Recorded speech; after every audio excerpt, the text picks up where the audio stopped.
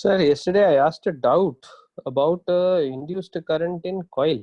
Where did you ask this doubt?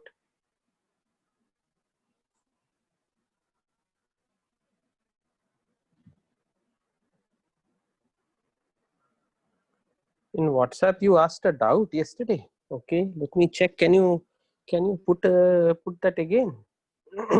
Or just put a hi message?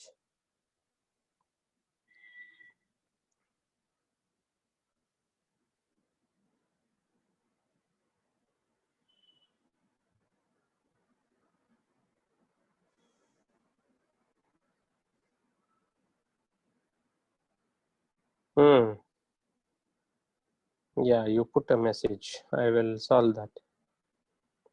Sir, in the fifth question, the induced current in both will be south pole.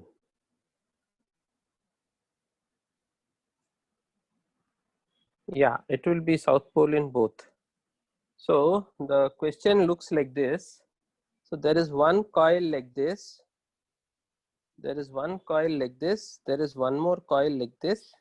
And then there is north pole. Okay, so the north pole. So this is being moved like this. So if this is being moved like this, so I need a polarity here which is going to attract. So it is going to be a south pole. So it should repel. So yes, both will be south pole. Your thinking is correct. Yes, both will be south pole.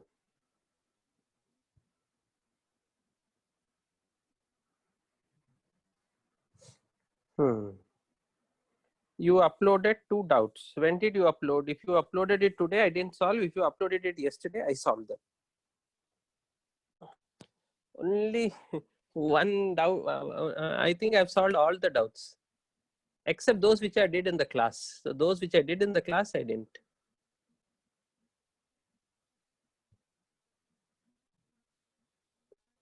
So those were mostly Balamurugan, Srinilan. Where are your doubts? Rajesh.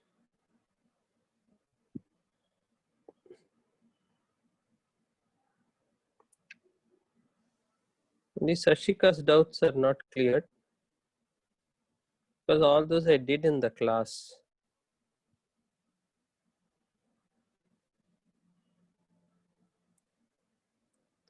Yeah, Srinilan, your doubts are cleared. So you check.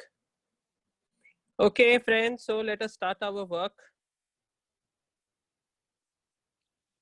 So let us start our work. Let us start our work. So yesterday we were trying to talk about hysteresis. Hysteresis basically refers to the loss while constant magnetization and demagnetization of a magnet, of a ferromagnet. That means suppose you take a ferromagnetic material and you magnetize it, north pole here, south pole here. Then you demagnetize it and reverse magnetize. So when you do this process of constant magnetization,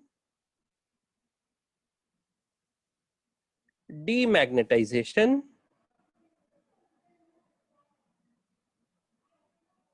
there is a loss of energy.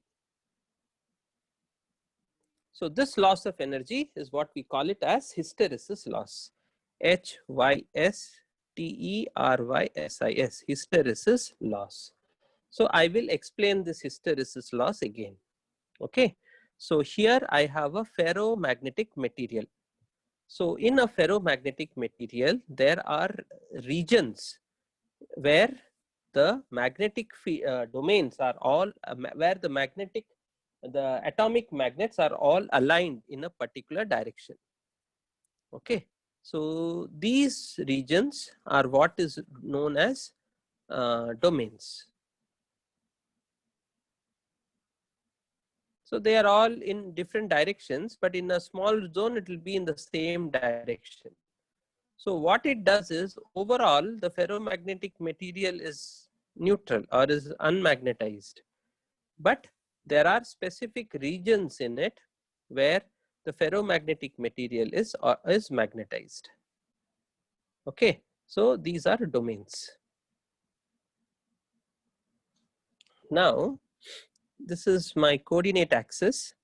I am trying to draw a graph of to what extent is this magnetized by an external magnetic field. To what extent is this magnetized by an external magnetic field? So on the x-axis, I have an external magnetic field, and I want to observe to what extent is this material magnetized. When the external magnetic field is 0, this is also 0. Slowly I am increasing this. As I am increasing this, more and more domains will align in the direction of the external field. So the magnetization will increase. Then after some time, all have got all or as many possible thermally, all of them are oriented in one direction. So the magnetization is constant. Now what I am doing is I am removing that external field. This external field, I am removing it. So when I am removing it, I see that there is still some amount of magnetization remaining. Now this remaining magnetization, once the external field is removed, is called retentivity. To give you an example, suppose you take a magnet and then you keep some pins around it, those alpins. Once you remove the magnet, some of those alpins develop that magnetic property. So they have retentivity. So they have retained some magnetism. Okay, so this is that magnetism which is retained. Now to remove this, I need to put a reverse magnetic field. Yeah, so that reverse magnetic field which I have to apply to make magnetization 0 is called the coercivity. Okay, and suppose I am now continuing to magnetize it in the opposite direction, it goes this way. Now when I again remove the magnetic field, it stops here. Now again it goes this way, again it goes this way. So if I am constantly magnetizing and demagnetizing, this is how this is the external. On the x-axis I have the external magnetic field. On the y-axis I have the intensity of magnetization because of the material, and I see that initially it gets magnetized. It reaches a particular value once the domains are all aligned. Once I remove the magnetic field, it comes back, but now still some magnetic domains are aligned. That is what is called as retentivity. And then again I have to coerce it to change its become 0. And then if I am reverse magnetizing it, again it follows the same kind of a curve. So this is how the curve goes when you constantly magnetize and demagnetize a magnet. This is what is known as the hysteresis loop. Because it's a loop, it indicates the energy lost. It indicates the energy lost in one cycle of magnetization and demagnetization. It indicates the amount of energy lost in one cycle of magnetization and demagnetization.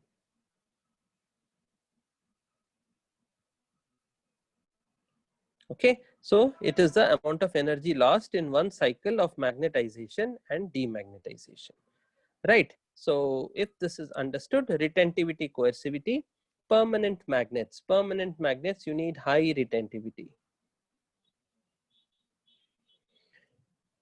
Permanent magnets, you need high retentivity. Then again, temporary magnets, you want low retentivity, low coercivity. So if you have electromagnets, because you don't know how you're going to connect them, how the AC will be. So this is the ideal hysteresis curve for an electromagnet.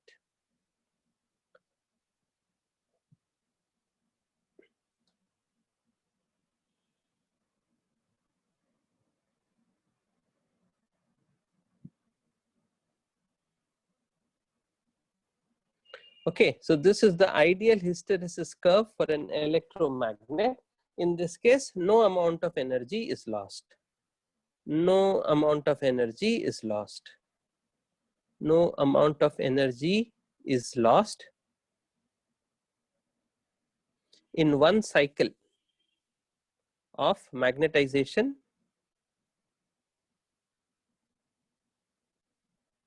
and demagnetization.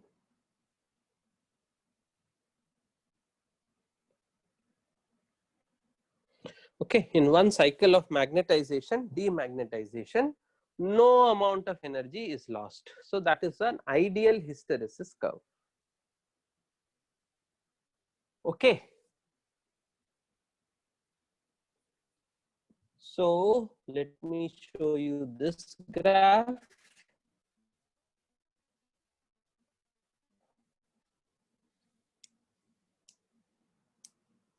Draw this diagram. This is what is known as the hysteresis loop.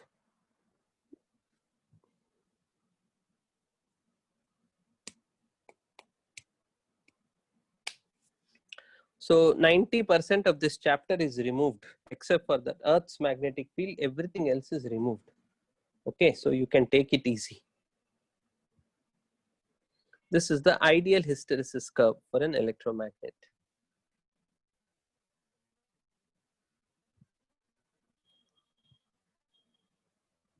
Sir, in this case, the hairpins in time lose the retained magnetism, but no reverse. We don't know. The Earth's magnetic field is there, no? So the Earth's magnetic field, depending on how you have placed. Yeah, so is it due to weakening with passage of time? No, actually it is also because of thermodynamics. That is, with passage of time, the electrons gain energy, or the domains, the magnets gain energy. So once the domains gain energy, then they again start orienting them in all kinds of fancy ways. So for a permanent magnet, you just tell me retentivity is how much it retains. So permanent magnet should have very high retentivity. So in a practical hysteresis curve, the energy lost is the magnetic property of the substance or heat. So in practical hysteresis curve, the energy lost is the, yes, bar magnet equivalent to solenoid is removed. So in practical hysteresis curve, the energy lost is the magnetic property. Yes, that's a magnetic property of the substance. Yes, and it is lost as heat energy. This is literally what you are doing in a microwave oven, but you are doing it with an electric field. So you are making the domains dance this way, that way. So as the dipoles dance this way, that way, they get kinetic energy, which is heat energy. So same thing, something of the same kind is going to happen here. Okay. So I hope this is understood. Yeah. So the retentivity is high. So that's the only question that I have seen in any entrance exam. So the kind of question that it should have been is like this. They gave a hysteresis curve of this kind and they asked where will this be used. So this is having a very high retentivity. Because it's having a very high retentivity, you can use it as a permanent magnet. And permanent magnets are used in generators. Okay, then we will be talking about few other instruments. For example, a motor. We won't talk about motor. We will talk about a transformer. A transformer. Transformer will again have electromagnets. So when you have electromagnets, you want low retentivity. In fact, we will see that there is a loss in transformer called hysteresis loss, and you want that hysteresis loss to be as low as possible. So the ideal hysteresis curve for a material used as a core of a magnet should be like this. This is for the core of a magnet. So these were the questions that were asked. You just had to think in the lines that I just now taught to you or spoke to you. That should do. Okay. So let's move on. Let's continue with this whole concept of magnetism. See, I have a solenoid here. So when I have a solenoid here, suppose a current I is passing through it, the magnetic field B is equal to mu naught into N into I. Mu naught into N into I. This is the magnetic field. Now suppose I keep a material here. Suppose I keep a ferromagnetic material. I keep a ferromagnetic material. So understand that apart from this B, there is an induced magnetism. There is a magnetism in this material also. So the material gets magnetized. Because of the material getting magnetized, it also adds to the magnetic field. It also adds to the magnetic field. So after some time, the total magnetism will be equal to B0 plus the magnetic field due to the material. This material here, whatever material you have put, is getting magnetized. Because that material is getting magnetized, it is adding to a magnetic field. So this is the net magnetization. So the net magnetization will be equal to the original magnetic field plus whatever comes because of that material.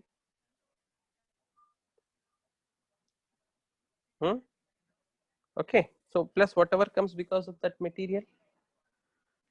Now this B0 is equal to mu naught Ni. Now this magnetization, this depends upon the nature of the material. That is, how susceptible is the material to get magnetized.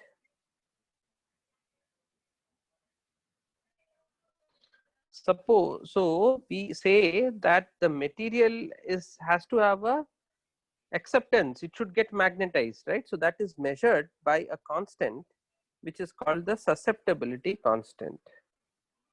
That constant is measured by a constant which is called the susceptibility constant.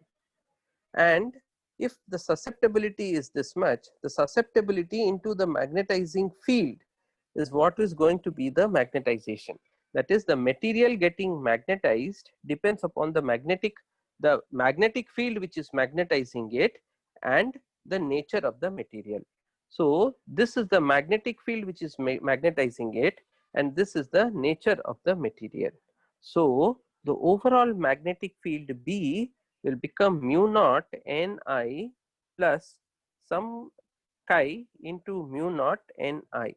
So I can say this is equal to mu naught 1 plus chi into Ni. Now this is a constant which is referred to as mu r. Mu r is the relative permeability. Permeability.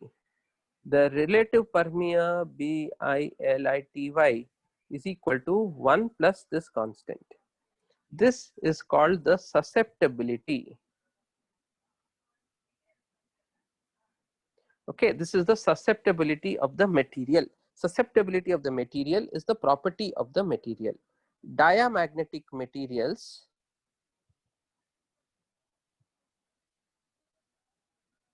have negative susceptibility.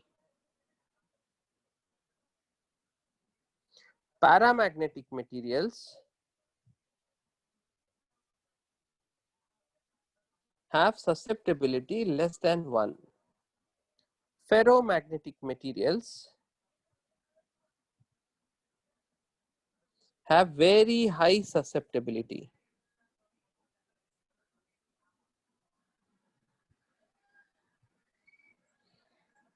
I don't know the spelling here. That's why I write like this so that nobody can understand what it is. Okay, so ferromagnetic material is having high susceptibility. Paramagnetic material susceptibility less than 1. Diamagnetic material negative susceptibility. What is susceptibility? Susceptibility is the ability of a material to get magnetized. Susceptibility is the ability of a material to get magnetized. Now you have a constant mu r. Mu r is 1 plus susceptibility. So when you take 1 plus susceptibility, this is the other difference between para, ferro and dia. On susceptibility front, they have negative susceptibility, less than 1, much more than 1. Then the relative permeability, because it is 1 plus that much, so this will be less than 1. This will be lying between 1 less than relative permeability less than 2, and this will be much higher. So this is the other difference, two other differences between paramagnetic material, ferromagnetic material and diamagnetic material. So yesterday I told you 3 differences, today I told you 2 more. So these are kind of 5 differences which you have between ferromagnetic material and paramagnetic material. So I told you yesterday that ferromagnetic material magnetization decreases, but it will decrease as some T minus Tc only till Curie temperature. Beyond Curie temperature, nothing will happen. In case of paramagnetic material, its chi value will be inversely proportional to 1 upon T. That is, as temperature increases, chi value decreases. As far as diamagnetic material is not influenced by temperature.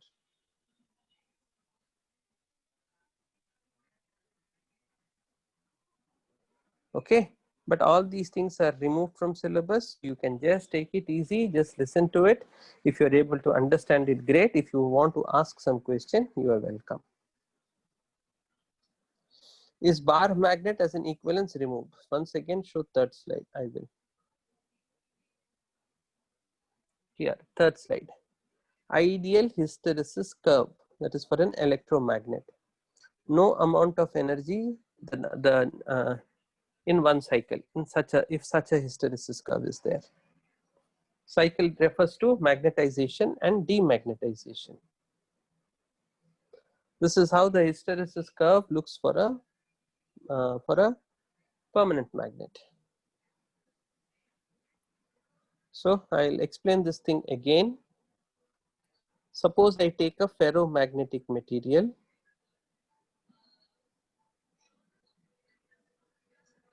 and I want to magnetize it. To magnetize it, I keep it in an external magnetic field. Okay, so because this material has got magnetized, so it will get B0 plus some M, where M is the extent to which the material has got magnetized.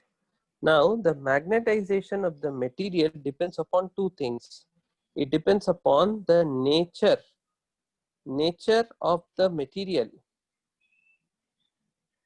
and the second thing that it depends upon the nature of the material, and it depends upon the field which is magnetizing.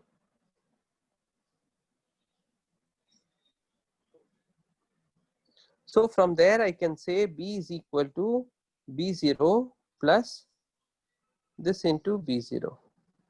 So that is equal to B0 into 1 plus chi. Now B0 is equal to mu naught Ni into 1 plus chi. So this is what is referred to as mu r, the relative permeability.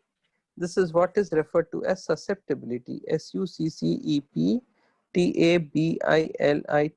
susceptibility. So this is what we need to understand. So different materials have different susceptibility values. So accordingly, things will work out. Okay, so make a note of this. Once you make a note, we will move.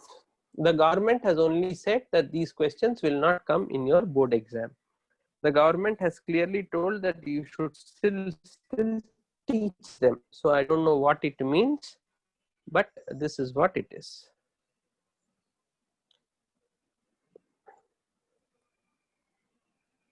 Yes, so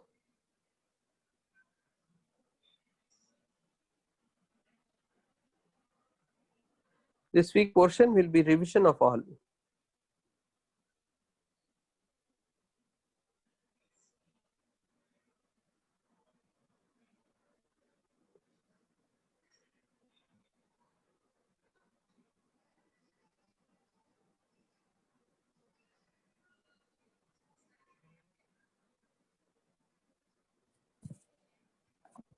All three chapters, full, all the three chapters on electromagnetism.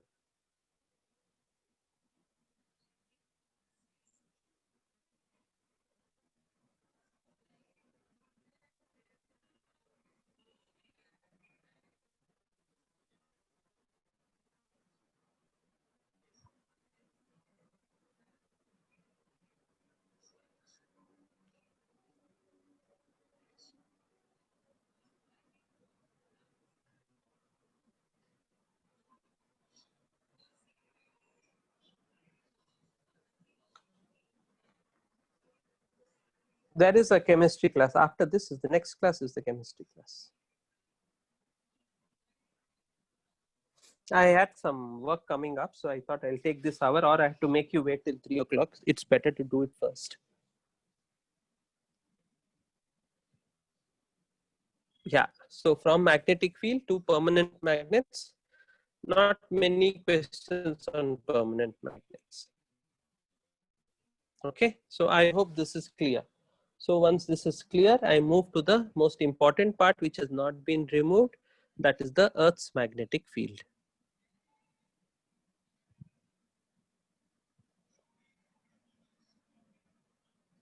So the Earth's magnetic field, this has not been removed. Okay, so here one, the Earth has this molten crust. Yeah, because of this molten crust, there is molten liquid, molten metal revolving. Now you know metals are conductors. That means they have free electrons. So once you have molten metal, you understand now that you'll have lots of free electrons. Now lots of these free electrons are moving, are rotating. That means you have this lots of free electrons which are rotating like this. So you will have a magnet here, a north pole and a south pole, and that's the origin for the Earth's magnetic field. Lots of free electrons rotating, and that is the origin. That is the origin for Earth's magnetic field.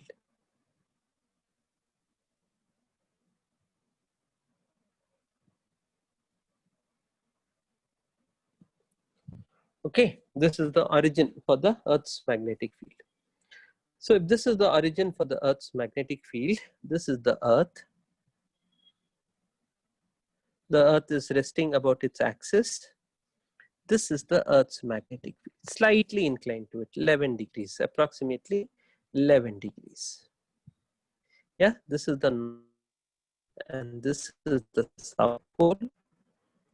So a magnet is in this direction. So this is the south of the magnet. This is the north of the magnet. Yeah. So suppose I am on the equator, my magnet will orient itself such that the north is facing this side and the south is facing this side. So this is the geographic north-south, but the magnet will be a little inclined. A magnet will be little inclined. Okay. Now, as I move away from the equator, as I keep going towards the north pole, so this is how the equator is. So as I keep going towards the north pole, what happens is I see that the magnet kind of dips. At the equator, the magnet is horizontal. As you move away, it dips. And at the pole, the magnetic field, the magnet is this way. Obviously, because you are at this point, if you have a magnet, the north pole will get attracted here. So the north pole is like this. So this is the horizontal. This is the horizontal. This is the horizontal. This is the horizontal. This is the horizontal. So this angle is what is known as the dip angle or inclination. Dip angle, A-N-G-L-E, angle, or the inclination. That is how much inclined is the magnet. how much inclined is the magnet. So the dip angle or the inclination is the angle when you suspend the magnet. When you suspend the magnet,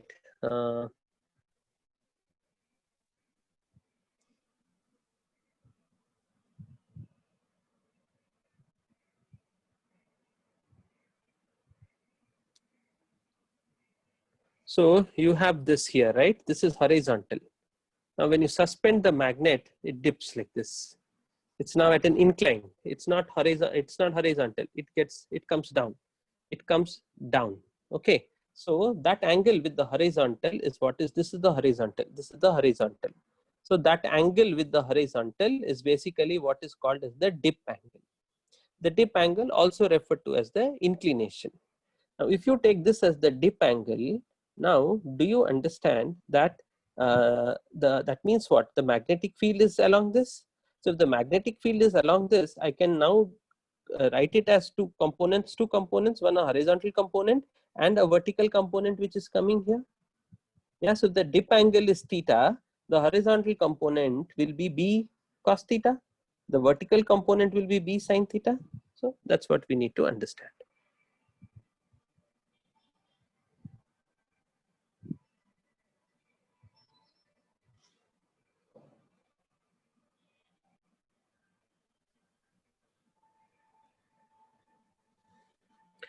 So if this is the horizontal and this is the dip angle. So first understand that at the poles,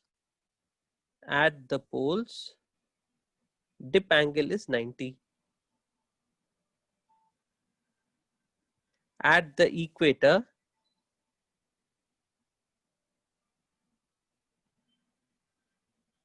dip angle is 0. At the equator, the dip angle is 0. Yeah. Then now you have, suppose B is the magnetic field. B cos theta is equal to BH, and B sin theta is equal to BV. So this is the horizontal component of the Earth's magnetic field, and this is the vertical component of the Earth's magnetic field. So you have BH by BV is equal to some tan theta. So this is simple for us to understand. So the horizontal component of the Earth's magnetic field is B cos theta. The vertical component is equal to B sin theta. Okay, now there is one more thing. See, this is the Earth, and this is the Earth's magnetic field. Now, wherever you are, this is the geographic north-south. This is the geographic north-south, and this is how the magnetic north-south is going to look like. So the angle between the geographic north-south and the magnetic north-south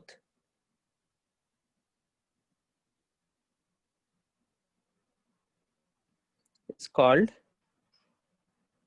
the angle of declination, DCLI, declination.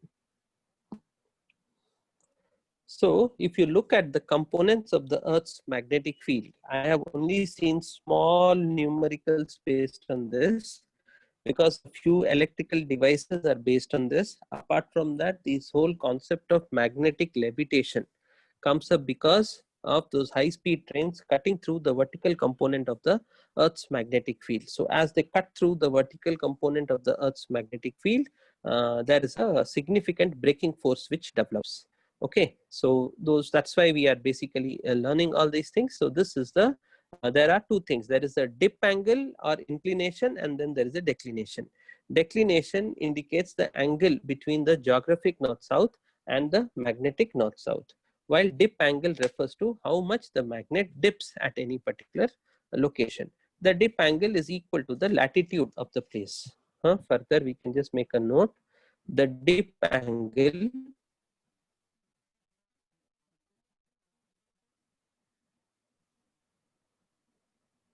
equals the latitude of the place.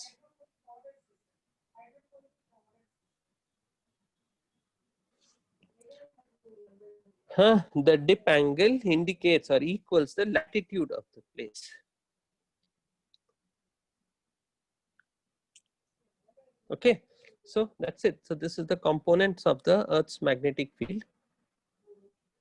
Sir, it would be cot theta, no sir? BH by BV. Yeah. Sorry. Okay. Sorry. BV by BH. BV by BH is equal to tan theta. Okay. Yeah. Sir, if we are at the center of the Earth, there will be north-south direction change. Yeah. North-south direction change won't happen if you're at the center of the Earth. A lot of other things happen. The north-south will continue to be the same. Why does convective motion mean, sir? Convective motion means motion because of a difference in temperature. When there is difference in temperature, a lot of churning happens because density changes and then lighter particles go up, heavier particles come down. So such a motion which happens because of difference in temperature is known as convective motion. Convection. Yeah, that is the motion of all fluids always show convective motion. So when you are boiling water, the hot water goes up, then again it cools down, then again it comes down, again hot water goes up, and then it gives rise to churning. Yeah, I'll explain dip again. Can you explain how the dip angle is 90 at the poles? Okay, I'll explain dip angle again.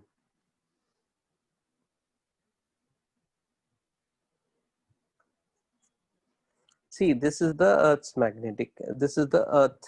Earth's magnetic meridian. So now this is 11 degrees. I have to show it big, but it is just 11 degrees. So this is the North Pole, this is the South Pole.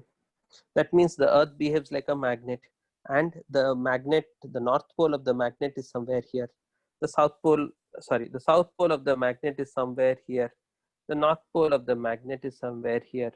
So now if you take a magnet here, what will happen? The North Pole of that magnet will get attracted to the South Pole. So if you are at a point on the equator, a magnet, when you suspend it, will get oriented this way, with the South Pole being down and the North Pole being up. Okay, so this angle which it makes with the horizontal is what is known as the dip angle, and that dip angle becomes 90 degrees. To give you a better explanation, when you are on the equator, there is a pull on both the sides. So you are here. It's a horizontal. Now, okay. So when you are at the equator, it's like horizontal. It's not south, but it is horizontal. Then the moment you come this side, as you keep going up, what will happen is that as you keep going up, the North Pole, see, somewhere deep inside is the South Pole. So the North Pole will get attracted towards that. So it will start going down, down, down, down before this, where it becomes vertical. So what happens is that it dips. It dips means it comes something like this. This is the horizontal and it dips. This is the horizontal and it dips. This is the horizontal and it dips. Then this is the horizontal and it is like this. So at the equator, it's like this, but as you keep going up, it makes an angle with the horizontal. So that angle which the magnet makes with the horizontal is called the dip angle. It gives you the direction of the Earth's magnetic field at that point. It gives the direction of the Earth's magnetic field.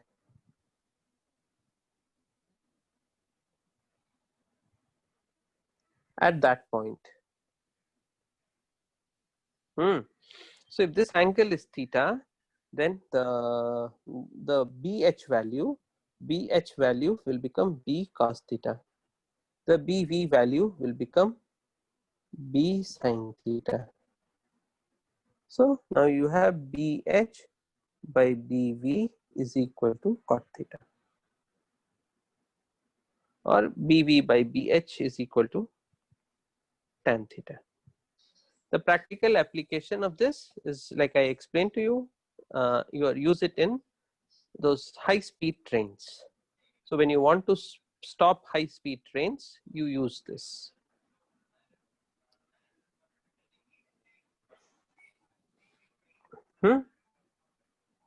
I hope dip is understood.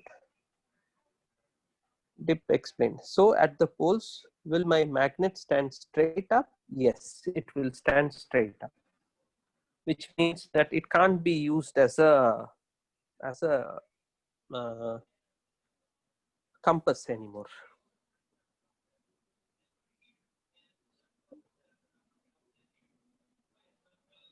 Bullet trains, when you have those bullet trains, they go at a very fast rate. So they go in air. So when they go in air, how do you bring about, how do you stop them? So to stop them, we try to use the fact that if you take a rod, the rod will be cutting through the vertical component of the Earth's magnetic field. So they use that particular property. Okay. Yeah. So they use that particular property. Okay. So am I clear with this?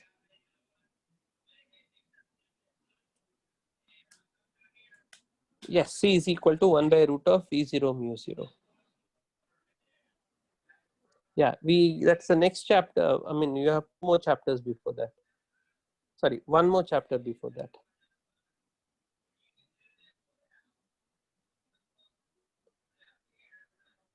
This can be proved. This can be proved by a very good combination of Ampere's law and Faraday's law. So this is the job which Maxwell had done. The proof is very beautiful. If any of you are reading Resnick and Halliday, you have the proof of it. It's complicated, but it's wonderful.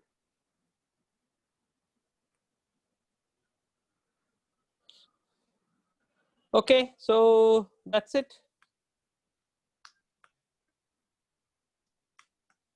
That we will learn. Maxwell's 4 equations we will learn when we go to electromagnetic waves, when we do EM waves. Okay, so this is the chapter which I had to teach. There was nothing much in this. So these are the 4 chapters which you have in magnetism. One is moving charges and magnetism. The second one is magnetism and magnetic properties.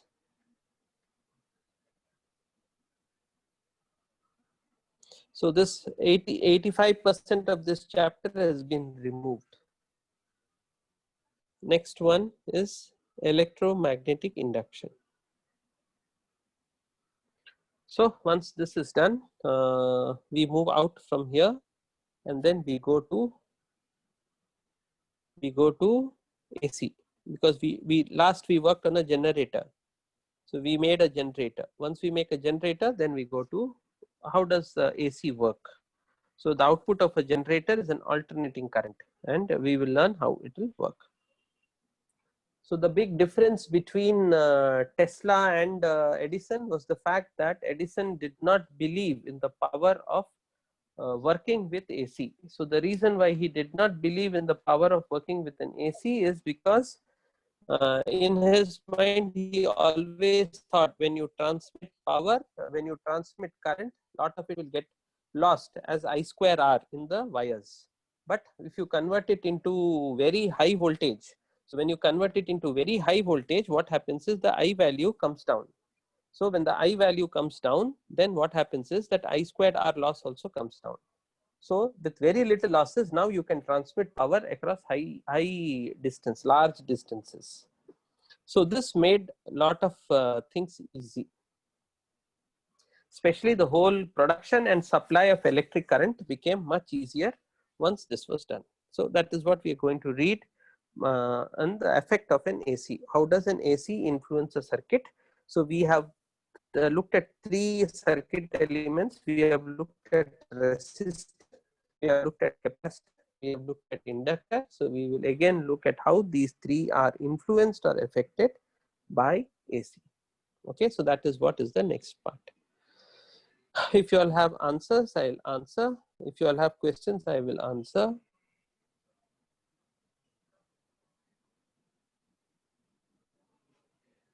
So this is a wire, an infinitely long wire. So infinitely long wire, next to it you have a semicircle. So next to it you have a semicircle. So this is your semicircle. Okay, now I want to know what is the magnetic flux here. Okay, so what is the magnetic flux here? So this distance here is r, this distance here is x. Okay, so if this distance here is x, this much is root over of r square minus x square, right? That is this much. So when you go to the other side, this much will be 2 times root over of r squared minus x squared. So flux is equal to B into area.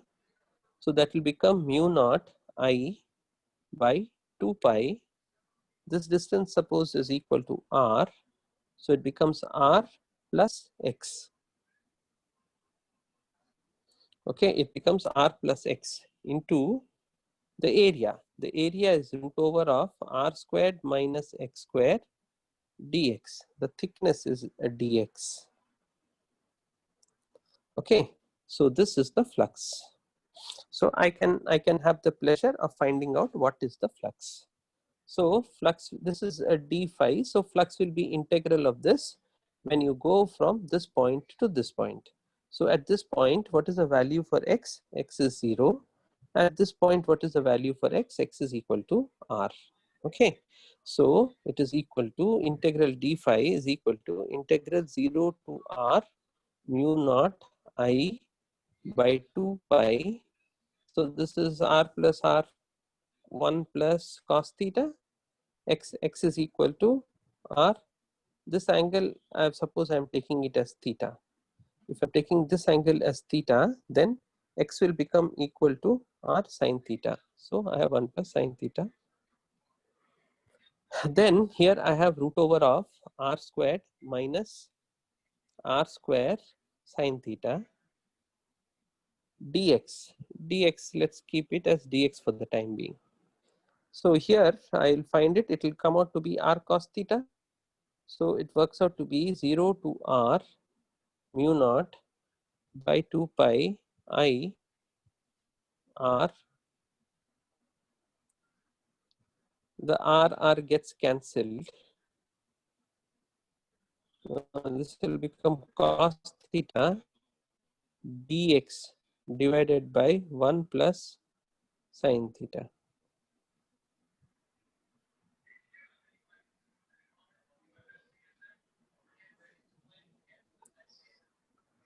Okay, so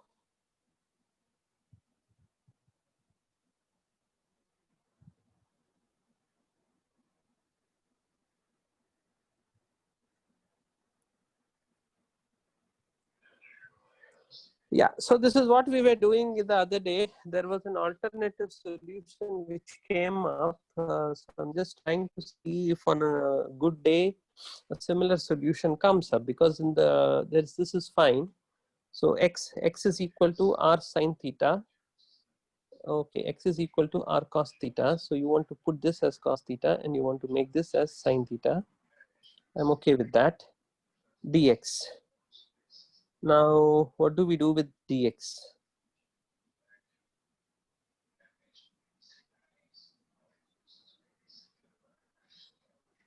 Okay, so since x is equal to, x is this much. Okay, so x is equal to r cos theta. I have dx is equal to r minus r sine theta d theta. So I substitute that. So when I substitute that, it becomes 0 to r mu naught I by 2 pi. Now I'll get an r.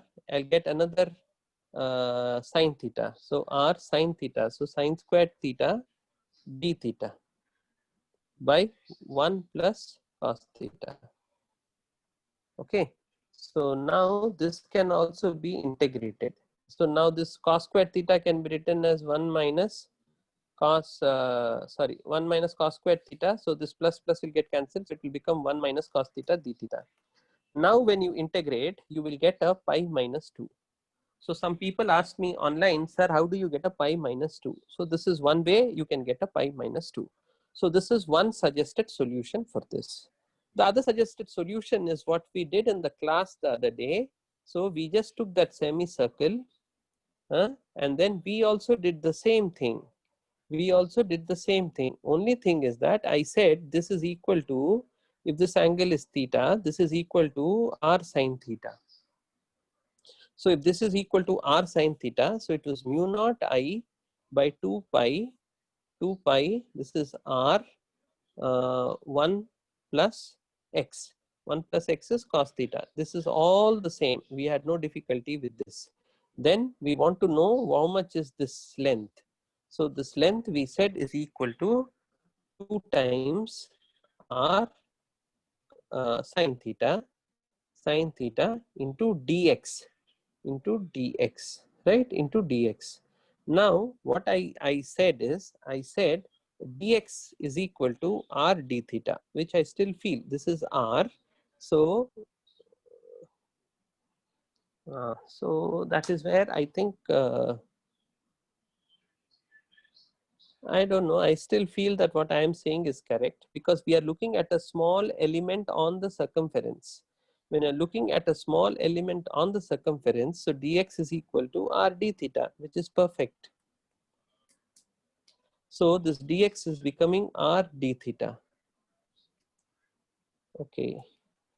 Okay, so I got it. So the given answer in the book is correct. I'll tell you what mistake we are making. Given answer in book is correct. So if you guys have the patience, which you should be having, let us work it out. So let me explain it to you properly. So this is that infinitely long wire. This is that semicircle. And this is that. So this is that. So here I can definitely say dl is equal to r d theta. Dl is equal to r d theta, no doubt. But we want to know what is a dx. What is dx? So if we want to know what is dx, if this angle here is theta, this angle here is theta, so dx will become equal to r d theta into cos theta. Yeah, now you will get a beautiful answer. So now we want to know first what is deflux. So deflux will become equal to into whatever we did, everything else is correct. So this is equal to mu naught I by 2 pi. I take r common, 1 plus cos theta common, no problem. Sorry, 1 plus this angle is theta. Yes, 1 plus cos theta, no problem. Into this distance. So this distance is 2 times r sine theta into 2 times r sine theta dx. Dx is equal to this width. So this is, yeah, dx is equal to this width. So that is the only thing now that I have to find out carefully. This is theta. So yeah, so we will go by this only. R cos theta is equal to x. So dx is equal to r cos sine theta d theta. So it becomes a sine squared theta. This becomes a d theta. So now you integrate this. So now when you integrate this, now you will get the answer as given in the exam. So yeah, so it was a tough one. It was a very close call. So when I was working on it, I worked with the DL. DL is equal to r d theta. It is perfect. Now the DL can be resolved into two components. Okay, so there is this component and then there is a vertical component. Now DL is the hypotenuse here, right? So if this angle is theta, this angle here is 90 minus theta. So it will become cos 90 minus theta. So cos 90 minus theta will become sine theta. So dx is equal to r d theta sine theta. So this is the correct expression. So with this expression, you can work it out and it will give you the correct answer. It's a very close call. I won't say that we made a big mistake. I would have still given credit for that. But well, there is learning for all of us here. Okay, so this is how you could do this question. After this, what you should do is sin square theta is 1 minus cos square theta. So 1 plus will get cancelled. So 1 minus cos theta. So the integral of 1 minus cos theta is theta. So you will get 0 minus I from the limits of the integral. Okay, so I hope you are able to get it. Let me look at your comments. X is equal to, ask X is equal to, sir, can you please explain the concept relating to Weber to pull strength? I'll explain to you. I hate that concept, but anyway. But I hope the other part you all could get, you all understood.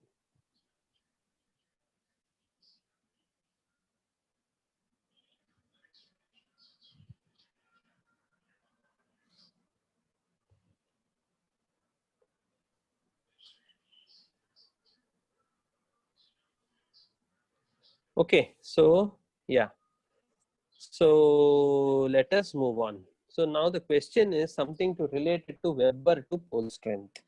Okay, so first thing is understand Weber is the unit of magnetic fields. Weber is a unit of magnetic flux. Okay, now Weber per meter squared is the unit of magnetic field strength. Okay, then I have magnetic moment. Magnetic moment is pole strength into 2L. Okay, now magnetic pole strength is I into magnetic moment. What is magnetic moment? I into area. So I into area means ampere meter squared. This is pole strength. So from here I can get pole strength. Pole strength is equal to ampere meter squared by L. So ampere meter. So the unit of pole strength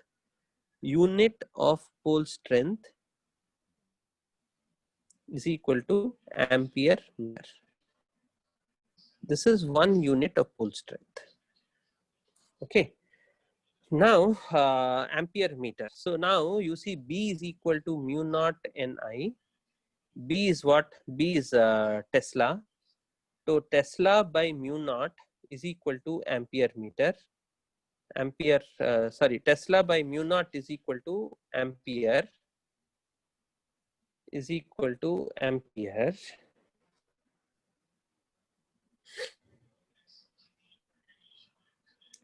Okay, so this is one way I can find out pole strength. The other way I want to find out pole strength is by using Weber. So let me find out. So okay, so let me find out magnetic flux. Mu naught Nia is magnetic flux. So this is Weber.